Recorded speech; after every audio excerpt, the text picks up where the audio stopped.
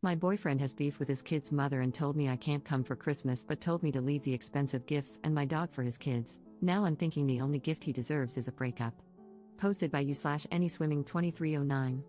If you look at my post history, I, 37F, escaped a violent man a while ago and got back with an ex, 40M, who was cold but at least not violent. However, he is lazy and passive, and there was too much family drama. He has 2 kids, 8 and 10. Now, I am back in the drama. He also never told me he loved me, but that is beside the point. His kid's mom has always been awful to me, and he never stands up for me. We broke up when she screamed at me as I came with him to pick up the kids, threw me out, and he didn't say anything. It was literally my first interaction with this woman.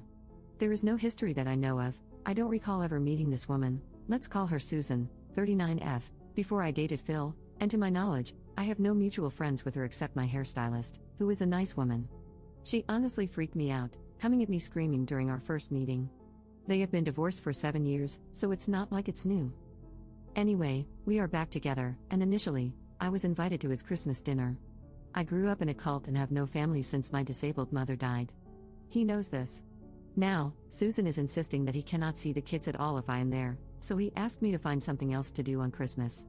While we only recently got back together, we were together for a year before that, but again, no I love you, and I felt more like a friend to him. Sometimes, I wondered if he's gay and I was his beard. He doesn't drive, so he asked me to take him to the mall to shop for gifts.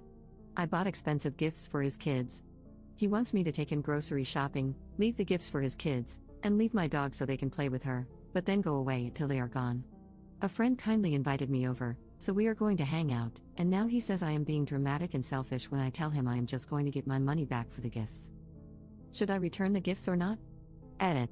Thank you all for the kind comments, and really, the unkind comments were helpful in showing me what kindness looks like. To answer people's questions, I have only been free from my controlling, narcissistic mother for 4 years, even though we escaped the cult 10 years ago. So I am still really learning to cope. I am in therapy, but my therapist's focus has been to help me build and maintain relationships with people, so she tends to explain how to see things from the other person's perspective. Her suggestion was that I can leave but also maybe have empathy for Phil's lack of emotional intelligence and grow a thicker skin. I might need a better therapist. I was raised to believe I am worthless and don't deserve kindness. It has taken 3 years of therapy just to have the confidence to make friends and date at all. I told Phil that I am taking the gifts back, and he has been begging me to give him another chance. I am working on finding the strength to walk away. Relevant comments. Commenter. Who has primary custody of the kids? Ops response.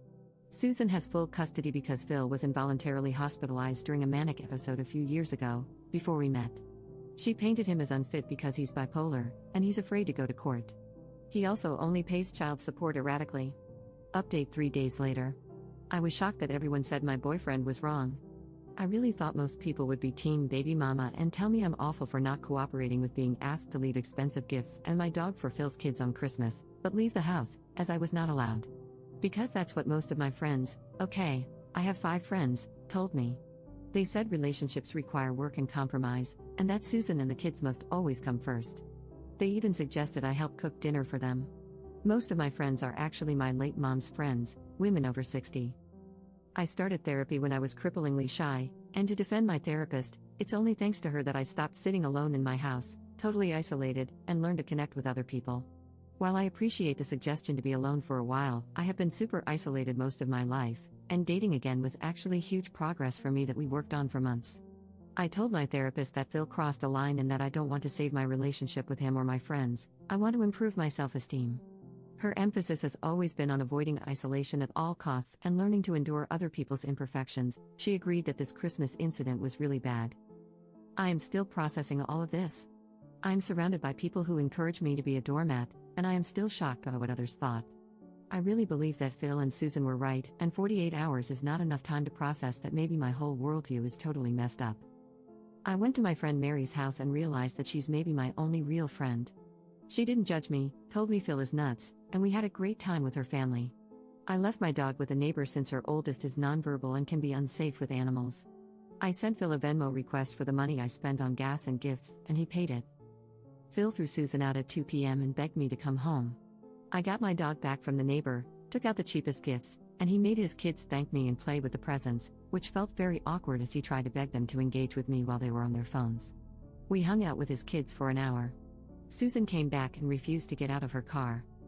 Now Phil is telling me he loves me, wants to marry me, etc. I don't know what to do. I have been reading nonstop about narcissistic abuse these past few days. I am realizing that Phil is just like my mom, and that this is maybe what she did, hoovering. But again, I am fighting to stop being totally isolated, which I was for years after leaving the cult. I had no friends, never dated. It's laughable how many people accused me of desperately needing a man. Phil is my first boyfriend, and we met when I was a 31-year-old virgin with no friends. So yes, being alone is grand, but I have been alone all my life and fought hard to stop wanting to be alone. Learning to talk to people outside of work topics, developing social skills, etc., has been a huge battle. I am not autistic, but I come across that way because after age 7, I was the only kid left in our cult/commune, and I have no social skills and prefer to be alone to an unhealthy degree. I don't know what to do. Maybe Phil grew a spine. Maybe it's hoovering. I'm standing up to him, though, and looking for new friends and spending more time with Mary, who said I am always welcome at her house. Second update 1 month later. If you recall, my boyfriend threw me out on Christmas because his baby mama wouldn't let him see his kids unless he uninvited me. He expected me to leave behind the expensive gifts I bought for his kids, take him grocery shopping, he can't drive for medical reasons, and leave my dog with them to play with. I have a history of social isolation and abuse and only have one friend my age, so I had no one to tell me how bad this was and no other social outlets. Phil arranged a small Christmas gift opening for me, him, and his kids. He finally told me he loved me and wanted to marry me. He then offered to let me move in with him but soon after asked me to buy a sofa. A few days later, I was out of gas, he got out to pump it but asked for my credit card. He wouldn't even chip in for gas, even though I drive him everywhere. A couple of weeks ago, I noticed that I was missing kitchen knives. My utensil drawer kept getting emptier. I have a cleaning lady and figured maybe she put them someplace weird because she spaces out sometimes. She's sweet but more ADHD than I am, which is saying a lot. They were in Phil's utensil drawer. He had been stealing utensils from me. For some reason, that was the last straw. Today, I blocked him. Edit. I confronted Phil about the knives when I returned his stuff. He had been taking pot brownies to work and eating them all day and needed my knives to cut them, then forgot to return them. So, on top of everything, he was doing substances at work. He took 1 or 2 each week and doesn't see the big deal. But I've also found empty food boxes in the cabinets where he ate everything and put the box back, so I think he's been stealing deliberately and will probably find more things missing. Edit 2. So apparently, this post made best of Reddit and also a YouTube channel. Questions and some lovely advice have come in. First, thank you for the kind advice and suggestions. I'm looking for a therapist who specializes in CPTSD. Sorry for the wall of text. Did I get the knives back? No, they are $10 worth of dollar store knives, and contacting Phil and risking him love bombing me when I am still fragile is not worth $10 of crap. He would probably lie and cause drama if I did, not worth it. I need to grow up/grow a spine/ I am so desperate for a man. I was raised to believe that I cannot survive on my own. This was taught to us by our leader, an older woman who preyed on lost younger women and ran a small commune. My mom told all her friends that I wouldn't make it on my own and that they needed to watch out for me. Every day, all my life, I was taught that I literally cannot safely exist independently. This is hard to deprogram when the same people are still in my life. Phil was one of the first people to befriend me and teach me life skills. He's not just any man to me but the person who taught me how public transportation works, how to drive, how services like trash pickup work, introduced me to pop culture, and didn't mock me. Therapist competence. One comment on r/best of Redditor updates opened my eyes. My therapist, whom I see twice a month because that is all my insurance covers, has no idea how broken my frame of reference is. I didn't, until Reddit pointed it out.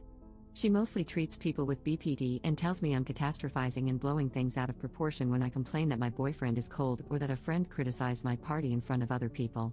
But when I tell her, word for word, blow by blow, what someone actually did that I labeled as rude or cold, she often responds, that is totally unacceptable.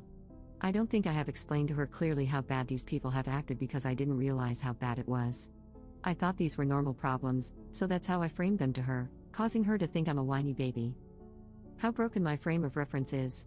To those harshly judging, I had no exposure to mainstream media and had never been to a movie theater, on the subway, or on a plane until I was 30. People rejected me because I was weird and asked weird questions. So I became very dependent on the few people who first befriended me when I entered the normal world. I really want to thank the people who helped me understand how bad this all is. I don't know exactly where to go from here, but I joined a crochet group, and I'm getting a second dog.